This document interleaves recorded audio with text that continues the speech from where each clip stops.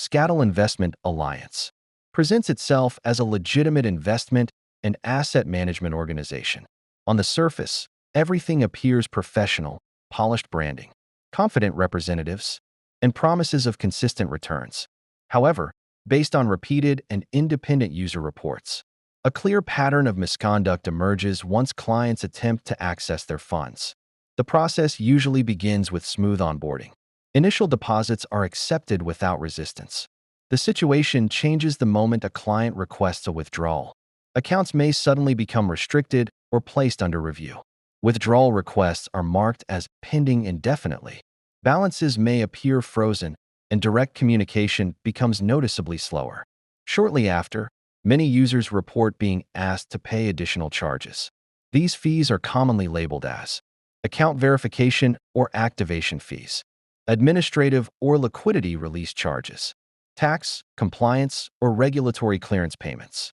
The justification varies, but the structure remains the same. Payment is presented as the final step required before funds can be released. Victims are assured that once this obligation is met, full access will be restored. In reality, even after these payments are made, the funds remain inaccessible. New requirements may be introduced, or communication may cease entirely. At this stage, victims often realize they are dealing with a coordinated asset blocking scheme rather than a legitimate investment platform.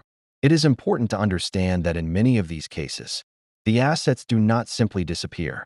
Digital assets, by their nature, leave transaction trails on the blockchain. While access may be blocked at the platform level, the underlying movements can often be analyzed, traced, and documented. This is where my work comes in. I assist affected individuals by conducting structured blockchain tracing and forensic analysis.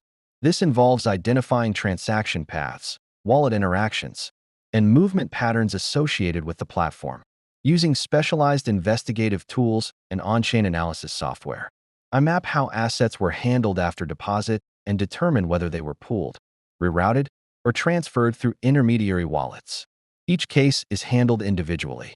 The feasibility of asset retrieval depends on several factors, including transaction history, timing, and how the assets were moved. My role is to assess those variables, provide clarity on what is technically possible, and proceed using verified methods rather than false guarantees. If you have been affected by SCATIL Investment Alliance, it is critical to stop making further payments immediately and preserve all records, including transaction hashes, wallet addresses, communications, and screenshots, for those seeking confidential assistance. Further information is available through the link in my bio or description.